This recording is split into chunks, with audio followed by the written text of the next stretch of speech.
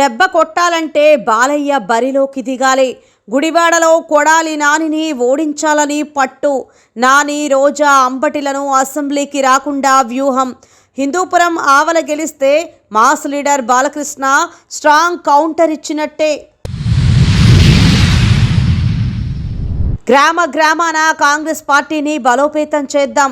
మదనపల్లి అభివృద్ధికి బాటలు వేద్దాం. కన్న తల్లి లాంటి కాంగ్రెస్ గెలుపే బడుగు బలహీన మైనార్టీల గెలుపు. కాంగ్రెస్ పార్టీ నేత రెడ్డి సాహెబ్ పిలుపు. జాతీయ పార్టీల మంత్రం, ప్రాంతీయ పార్టీల మాయం. టీడీపీ, వైసీపీ, జనసేనకు మంగళం. ఇప్పటికే జాతీయ స్థాయిలో ప్రాంతీయ పార్టీల భరతం. అవినీతి మరకతో ఎప్పుడైనా శ్రీకృష్ణ జన్మస్థానానికే. జాతీయ పార్టీలతో ప్రాంతీయ నేతలు తలబడి నిలబడగలరా? మున్సిపల్ కార్మికుల సమ్మెకు ప్రతిపక్షాల మద్దతు. ప్రభుత్వం కక్ష సాధింపు, దుర్మార్గపు చర్య అన్న రామ్దాస్ చౌదరి. సమాన పనికి సమాన వేతనం వారి హక్కు అన్న రెడ్డి సాహెబ్. ప్రభుత్వ నిరంకుశ వైఖరిపై పోరాటమే శరణ్యమన్న బందెల గౌతమ్ కుమార్. ఇక డీటెయిల్స్ చూస్తే జాతీయ పార్టీల మంత్రం, ప్రాంతీయ పార్టీల మాయం. టీడీపీ, వైసీపీ, జనసేనకు మంగళం. కర్ణాటకలో గౌడాల పార్టీ, బీహార్, యూపీలో యాదవ్ నితీష్ల పార్టీలు, బేహంజీ, మాయావతి, బీఎస్పీ, తమిళనాడులో అన్నా డీఎంకే, మహారాష్ట్రలో శివసేవలు మాయమవుతున్న దృశ్యం. ఏపీలో చంద్రబాబు, జగన్ బాబు మెడల మీద వేలాడుతున్న అవినీతి కత్తి. ఏ క్షణంలోనైనా వీరిద్దరూ శ్రీకృష్ణ జన్మస్థానానికి ప్రత్యామ్నాయంగా దూసుకొస్తున్న బీజేపీ, కాంగ్రెస్. తాతల్లాంటి జాతీయ పార్టీలకు దగ్గులు నేర్పగల సామర్థ్యుల చంద్రబాబు, జగన్ బాబు మరియు పవన్ బాబులు. వైఎస్ షర్మిల కాంగ్రెస్ చేరిక రాష్ట్ర రాజకీయాల్లో చర్చలకు దారితీస్తోంది. ఆమె కాంగ్రెస్ తీర్థం పుచ్చుకోవడంతో వైఎస్ఆర్ కాంగ్రెస్ ఓటు బ్యాంకుకు గండి పడుతోందని, రానున్న అసెంబ్లీ ఎన్నికల్లో ఈ పరిణామం టీడీపీకు లబ్ధి చేకూర్చుతోందని టీడీపీ సానుభూతి పరులు అంటున్నారు. కాదు, వైసీపీ వ్యతిరేక ఓటు చీలి ఆ మేరకు వైసీపీ లాభపడుతోందని వైసీపీ అభిమానులు అంటున్నారు.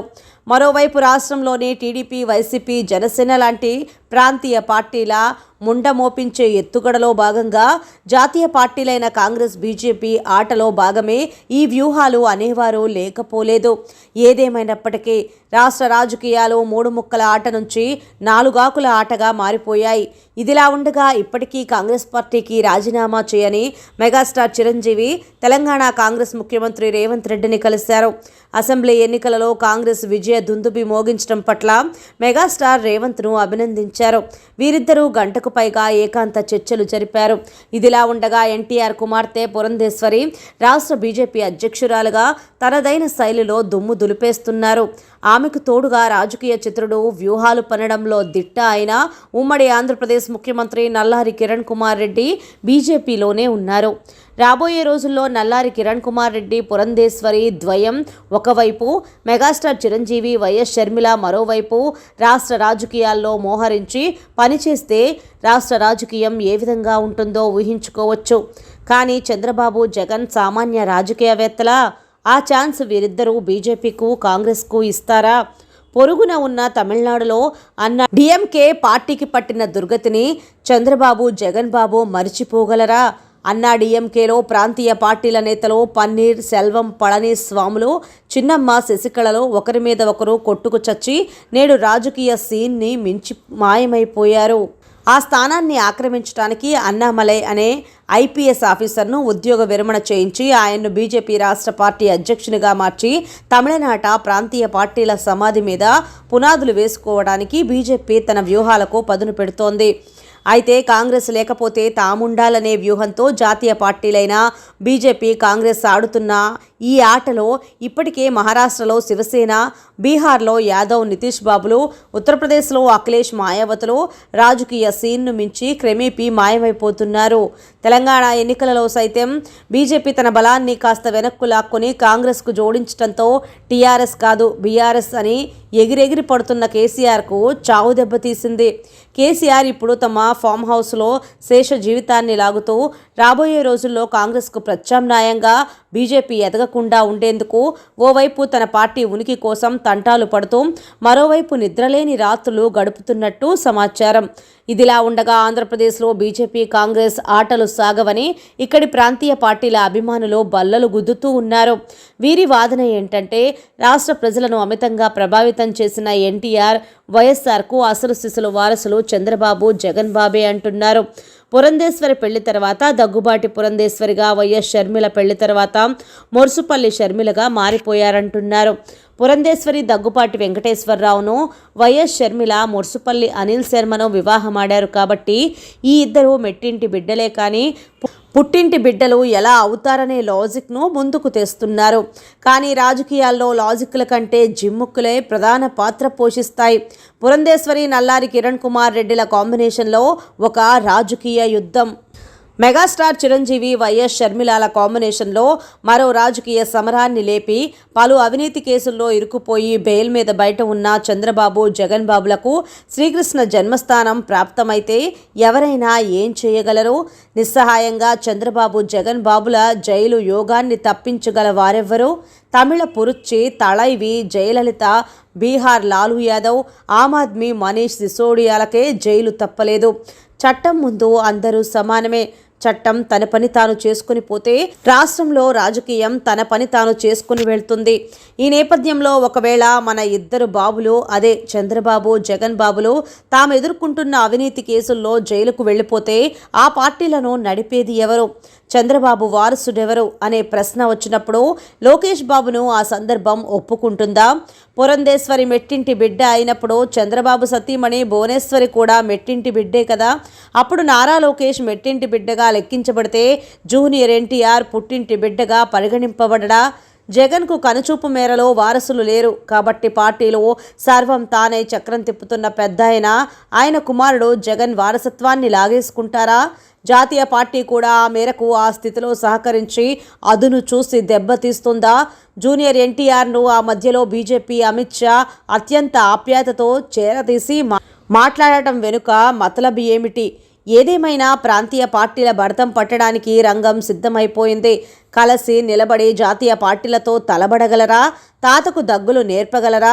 చంద్రబాబు, జగన్ బాబు, కేసీఆర్ బాబు అనేది కాలం తేల్చాల్సిన విషయం. ఇప్పటికిప్పుడు వీరికంతా చావు రేవే. తెలుగుదేశం పార్టీ అత్యంత ప్రతిష్టాత్మకంగా చేపట్టిన జైహో బీసీ కార్యక్రమం టీడీపీ మాజీ మంత్రి, బీసీ నాయకులు కొల్లు రవీంద్ర అధ్యక్షతన మంగళగిరి టీడీపీ కేంద్ర కార్యాలయంలో జైహో బీసీ సదస్సు నిర్వహించారు. బీసీలంటే బలహీనులు కాదు, బలవంతులని బీసీ నేతలు నినాదించారు. రాష్ట్రంలో 2 నెలల పాటు నిరాటంకంగా ప్రతి మండల స్థాయిలోనూ ఈ కార్యక్రమం నిర్వహించనున్నారు. బీసీలను సమీకరించి వారిని చైతన్యపరచడమే లక్ష్యంగా ఈ కార్యక్రమం నిర్వహిస్తారు. నాటి టీడీపీ ప్రభుత్వానికి నేటి వైకాపా ప్రభుత్వానికి ఉన్న తేడాను ప్రజల ముందు ఆవిష్కరించనున్నారు. బీసీలకు వైకాపా ప్రభుత్వం చేస్తున్న ద్రోహాన్ని ఏకరువు పెట్టనున్నారు. బీసీ ద్రోహి జగన్ని గద్దెదింపి బీసీల పార్టీ తెలుగుదేశాన్ని గెలిపించుకుందామని టీడీపీ నేతలు పిలుపునిచ్చారు. జయహో బీసీ ప్రచార రథాలను జెండా ఊపి ప్రారంభించారు చంద్రబాబు. ఈ కార్యక్రమంలో టీడీపీ అధ్యక్షుడు అచ్చెన్నాయుడు, పితాని సత్యనారాయణ, కాల్వ శ్రీనివాసులు, తెలుగు యువత అధ్యక్షుడు శ్రీరామచంద్రబాబు, పలువురు టీడీపీ బీసీ నాయకులు పాల్గొన్నారు. 2024 శాసనసభ ఎన్నికల్లో గెలిచి ముఖ్యమంత్రి అవ్వడం చంద్రబాబు నాయుడికి ఎంత ముఖ్యమో అంతే సమానంగా కొంతమందిని రాజకీయంలోకి రాకుండా చేయడం, ఎమ్మెల్యేలుగా మళ్లీ గెలవకుండా చూసుకోవడం అంతే ముఖ్యమైన అంశమవుతోంది. కొంతమందిని ఖచ్చితంగా ఆపాలి అనుకునే వాళ్లలో వైఎస్ జగన్మోహన్ రెడ్డి కంటే పై స్థాయిలో కొడాలి నాని, రోజా, అంబటి రాంబాబు లాంటి వాళ్ళని ఆపాలని టీడీపీ చూస్తోంది. ముఖ్యంగా కొడాలి నాని ఎన్నికల్లో గెలవకుండా చేయాలని టీడీపీ ప్రయత్నిస్తుంది. ఎందుకంటే అసెంబ్లీలో కొడాలి నాని, రోజా లాంటి వాళ్ళను కంట్రోల్ చేయడం మా వల్ల కాదు అని ఎన్నోసార్లు టీడీపీ వాళ్ళు చేతులెత్తేసిన పరిస్థితి ఉంది. ఇన్నాళ్ల నుంచి చంద్రబాబును వ్యక్తిగతంగా విమర్శిస్తున్న కొడాలి నానిని తన నియోజకవర్గంలో సరైన అభ్యర్థిని పెట్టి ఓడించలేకపోతే టీడీపీ అధికారంలోకి వచ్చినా కూడా అది ఓటమి అవుతుంది. అందుకే గుడివాడలో కొడాలి నానిపై పోటీకి బాలకృష్ణని పెడితే ఎలా ఉంటుందా అని ఆలోచిస్తున్నారు. కానీ ఇది ఒక గాసిప్లా వినిపిస్తుంది. ఇక్కడ పోటీ చేస్తే కొడాలి నాని సత్తా ఏంటో తెలుస్తుంది. అలాగే బాలకృష్ణ సత్తా కూడా తెలుస్తుంది. కొడాలి నాని బాలకృష్ణను పెట్టిన తర్వాత కూడా గెలిస్తే అతడి సత్తా ఏంటో తెలుస్తుంది. బాలకృష్ణ హిందూపురంలో మాత్రమే గెలవగలడు. ఒకప్పుడు నందమూరి తారక రామారావు కంచుకోటగా ఉన్న హిందూపురాన్ని కాదని వేరే చోట పోటీ చేస్తే బాలకృష్ణకు గెలిచే సత్తా లేదని ఎద్దేవా చేసే వాళ్లకు స్ట్రాంగ్ కౌంటర్ ఇచ్చినట్లు అవుతుంది. కొడాలి నాని లాంటి మాస్ లీడర్ను ఎదుర్కోవాలంటే బాలయ్యలాగా అచ్చెన్నాయుడులాగా మాస్ లీడర్ అయి ఉండాలి. దీంతోపాటు గుడివాడ నియోజకవర్గంలో అభివృద్ధి ఏమాత్రం ఉండదు. రోడ్లు చాలా చెత్తగా ఉంటాయి. టౌన్లో కూడా రోడ్లు బాగోవని ఆరోపణలు ఉన్నాయి. ఇలాంటి పరిస్థితుల్లో ప్రజలు కూడా బాలయ్య పక్షాన నిలబడే అవకాశం ఉంటుంది. మరి గుడివాడ నియోజకవర్గం నుంచి బాలకృష్ణ పోటీ చేస్తారా లేదా అనేది చూడాలి. 25 రోజులుగా అంగన్వాడీ కార్యకర్తల సమ్మె చేస్తున్నారు. మహిళల బాధ చీమ కుట్టినట్టయినా లేని జగన్ సర్కార్ పతనమయ్యే రోజులు ఎంతో దూరంలో లేదు. అంగన్వాడీ న్యాయమైన కోరికలను నెరవేర్చడంలో వైకాపా ప్రభుత్వం వైఫల్యం చెందింది. సుప్రీంకోర్టు ఆదేశాలను కూడా పట్టించుకోవడం లేదు. సమాన పనికి సమాన వేతనం ఇవ్వాలన్న న్యాయమైన డిమాండ్లను తెలుగుదేశం జనసేన అధికారంలోకి వచ్చిన వెంటనే నెరవేరుస్తామని తెలుగుదేశం పార్టీ రాజంపేట పార్లమెంటరీ అధికార ప్రతినిధి ఆర్జే వెంకటేష్ విమర్శించారు. మదనపల్లిలో జరుగుతున్న అంగన్వాడీ వర్కర్ల సమ్మెకు మద్దతుగా మోకాళ్ల మీద నిలబడి నిరసన వ్యక్తం చేసిన తెలుగుదేశం పార్టీ శ్రేణులు. ఈ సందర్భంగా రాజంపేట పార్లమెంటు తెలుగుదేశం పార్టీ అధికార ప్రతినిధి ఆర్జే వెంకటేష్ మాట్లాడుతూ ఈ 5 సంవత్సరాలలో కేవలం 1000 రూపాయలు మాత్రమే జగన్మోహన్ రెడ్డి పెంచాడని, అంతకుముందు 10,000 చేసింది చంద్రబాబు నాయుడేనని గుర్తు చేశారు. ఈ కార్యక్రమంలో అన్వర్ బాషా, బద్దిల రాజన్న, మాజీ సర్పంచ్ లక్ష్మణ, గండికోట గణేష్ తదితరులు పాల్గొన్నారు. రాష్ట్ర వ్యాప్తంగా అంగన్వాడీ కార్మికులు 25 రోజులుగా సమ్మె చేస్తున్నారు. తమ న్యాయమైన డిమాండ్లు కోరికలు సాధించుకోవడానికి రోడ్డు ఎక్కడం చాలా బాధాకరమైన విషయం. ఎన్నికల ముందు జగన్మోహన్ రెడ్డి గారు చాలా హామీలు ఇచ్చారు. అంగన్వాడీ వర్కర్లకి ఎలాంటి సమ్మెలు లేకుండా వారి కోరికలన్నీ నెరవేరుస్తానని చెప్పి ఎన్నికల ముందు హామీ ఇచ్చాడు. ఎన్నికలైన తర్వాత కేవలం 1000 రూపాయలు మాత్రమే శాలరీ పెంచాడు తప్ప మీ కనీసం న్యాయమైన కోరికలు, న్యాయమైన వేతనం ఇవ్వడంలో వైఫల్యం చెందాడు. ఇతను అన్ని వర్గాలను నిన్న కాంగ్రెస్ లో చేరిన వైఎస్ఆర్టీపీ అధ్యక్షురాలు షర్మిల ఢిల్లీలో బిజీగా గడుపుతున్నారు. రాహుల్ గాంధీ, మల్లికార్జున ఖర్గేల సమక్షంలో పార్టీలో చేరిన అనంతరం సోనియా గాంధీని కలిశారు. శుక్రవారం ఆమె కాంగ్రెస్ పార్టీ జాతీయ అధ్యక్షుడు మల్లికార్జున ఖర్గే నివాసానికి వెళ్లిన షర్మిల తన కుమారుడి వివాహ ఆహ్వాన పత్రికను ఆయనకు అందజేశారు. తాజా రాజకీయ పరిణామాలపై చర్చించారు. కాంగ్రెస్ పార్టీని అన్ని విధాలుగా ఎలా ముందుకు తీసుకెళ్లాలి, పార్టీని ఎలా బలపరచాలనే దానిపై ఖర్గే నుంచి గైడెన్స్ తీసుకున్నానని భేటీ అనంతరం షర్మిల తెలిపారు. తనకు అప్పగించబోయే బాధ్యతలపై చర్చలు జరుగుతున్నాయని, 1-2 రోజుల్లో స్పష్టత వస్తుందని ఆమె చెప్పారు. ఏ బాధ్యతలను ఇచ్చినా స్వీకరించేందుకు తాను సిద్ధంగా ఉన్నానని అన్నారు.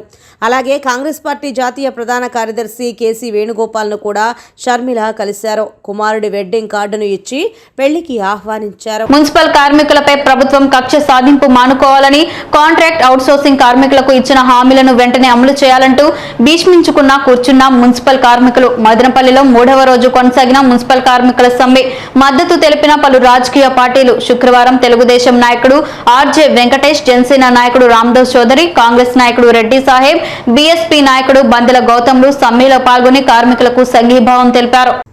రాష్ట్ర వ్యాప్తంగా మున్సిపల్ కార్మికుల న్యాయమైన సమస్యలు పరిష్కరించాలని మున్సిపల్ కార్మికులు చట్టబద్ధంగా సమ్మె చేస్తుంటే ప్రభుత్వం, పాలకులు, అధికారులు కక్ష సాధింపు చర్యలకు పూనుకోవడం దుర్మార్గమైన చర్య అని రాజకీయ పక్షాల నేతలు ఆగ్రహం వ్యక్తం చేశారు. శుక్రవారం మున్సిపల్ కార్మికుల సమ్మె 3వ రోజుకు చేరుకుంది. CPI, AITUC, Janasena, Telugu Desam, Congress party నాయకులు మద్దతు తెలిపారు. ఈ సందర్భంగా సిపిఐ జిల్లా కార్యదర్శి పిఎల్ నరసింహులు, ఏఐటియుసి జిల్లా ప్రధాన కార్యదర్శి సాంబశివరావు, జనసేన పార్టీ నాయకులు రామదాస్ చౌదరి, తెలుగుదేశం పార్టీ నాయకులు ఆర్జే వెంకటేష్, కాంగ్రెస్ పార్టీ నాయకులు రెడ్డి సాహెబ్, బీఎస్పీ రాష్ట్ర ఉపాధ్యక్షులు బందెల గౌతమ్ కుమార్ మాట్లాడుతూ ప్రతిపక్ష నేతగా ఉన్నప్పుడు జగన్మోహన్ రెడ్డి అధికారంలోకి వచ్చాక కాంట్రాక్ట్ అవుట్సోర్సింగ్ ఉద్యోగులను పర్మనెంట్ చేస్తానని, సమాన పనికి సమాన వేతనం ఇస్తానని చెప్పిన మాట నేటికి అమలు చేయకుండా కాంట్రాక్ట్ అవుట్సోర్సింగ్ కార్మికులను మోసం చేస్తున్నారని ఆరోపించారు. గత 4.5 ఏళ్లుగా అనేక దఫాలుగా ఆందోళనలు చేపట్టినా ఫలితం లేకపోవడంతో విధిలేని పరిస్థితుల్లో సమ్మెకు దిగాల్సి వచ్చిందని, సమ్మెకు ప్రభుత్వమే బాధ్యత వహించాలని కోరారు. సమాన పనికి సమాన వేతనం చెల్లించాలని, మున్సిపల్ పాఠశాలల్లో పనిచేస్తున్న స్వీపర్లకు హెల్త్ అలవెన్సులు ఇవ్వాలని, పెరిగిన ధరలకు అనుగుణంగా వేతనాలు పెంచాలని డిమాండ్ చేశారు. సంక్షేమ పథకాలు యథావిధిగా వర్తింపచేయాలని, మున్సిపల్ కార్మికులకు మున్సిపల్ కాలనీలు ఏర్పాటు చేయాలని డిమాండ్ చేశారు.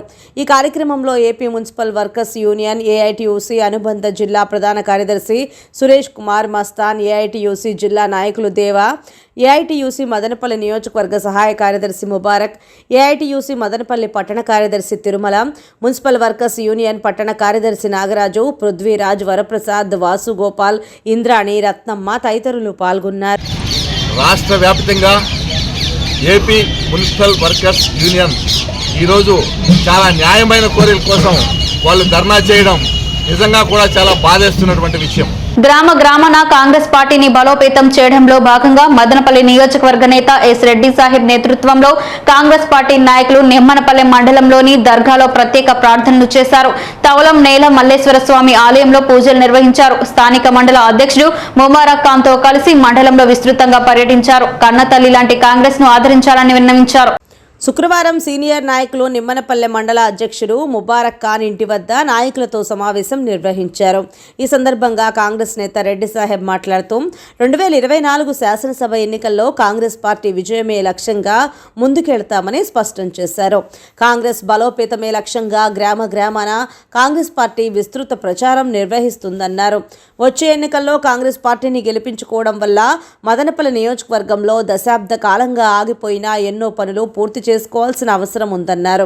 ఇందులో భాగంగా చెరువులకు హంద్రీ నీవా నీళ్లను తీసుకురావడం, ఇంటింటికి కుళాయి కనెక్షన్ ద్వారా మంచినీటిని అందించడం, జిల్లా కేంద్రంగా మదనపల్లెను తీర్చిదిద్దడం, మెడికల్ కళాశాలను ఉన్నతంగా నిర్మించడం, బీటీ కళాశాలను యూనివర్సిటీ చేసి విద్యకు పెద్దపీట వేయటం, పరిశ్రమలను తీసుకువచ్చే నియోజకవర్గ వ్యాప్తంగా వేలాది మంది నిరుద్యోగులకు ఉద్యోగ అవకాశాలను కల్పించడం, టమోటా రైతుల కష్టాలను తీర్చడం కోసం ప్రాసెసింగ్ యూనిట్ను ఏర్పాటు చేయటం, మిగిలిన రైల్వే లైన్ను పూర్తి చేయటం, ఇలాంటి మరెన్నో పనులు పూర్తి చేసుకోవాలంటే ఒక్క కాంగ్రెస్ పార్టీ వల్లనే సాధ్యమవుతుందని రెడ్డి సాహెబ్ తేల్చి చెప్పారు. కావున నియోజకవర్గ ప్రజలందరూ ఆలోచన చేసి అభివృద్ధి, సంక్షేమమే తమ ఏకైక అజెండాగా పనిచేసే కాంగ్రెస్ పార్టీని గెలిపించుకోవాలని కోరారు. నిస్వార్థంగా మీ ముందుకు వస్తున్నటువంటి కాంగ్రెస్ పార్టీ నాయకులను, కార్యకర్తలను, అభిమానులను ఆదరించి ఆశీర్వదించవలసిందిగా విజ్ఞప్తి చేస్తున్నామన్నారు. ఆంధ్రప్రదేశ్ లో ఈ నెల 9 నుంచి స్కూళ్లకు సంక్రాంతి సెలవులు ఇవ్వనున్నట్లు ప్రభుత్వం ప్రకటించింది. అకాడమిక్ క్యాలెండర్ ప్రకారం ప్రభుత్వ, ప్రైవేట్ స్కూళ్లకు ఈ నెల 9 నుంచి 18 వరకు సంక్రాంతి సెలవులు ఇవ్వాలని జిల్లా విద్యాశాఖ అధికారులు అన్ని స్కూల్స్ యాజమాన్యాలకు ఆదేశాలు ఇచ్చింది. సెలవుల్లో తరగతులు నిర్వహిస్తే కఠిన చర్యలు తీసుకుంటామని కూడా విద్యాశాఖ అధికారులు హెచ్చరించారు. జనవరి 19న పాఠశాలలు పునఃప్రారంభం కానున్నాయి. కాగా తెలంగాణలో ఈ నెల 12 నుంచి 17 వరకు సంక్రాంతి సెలవులు ప్రకటించిన విషయం తెలిసిందే.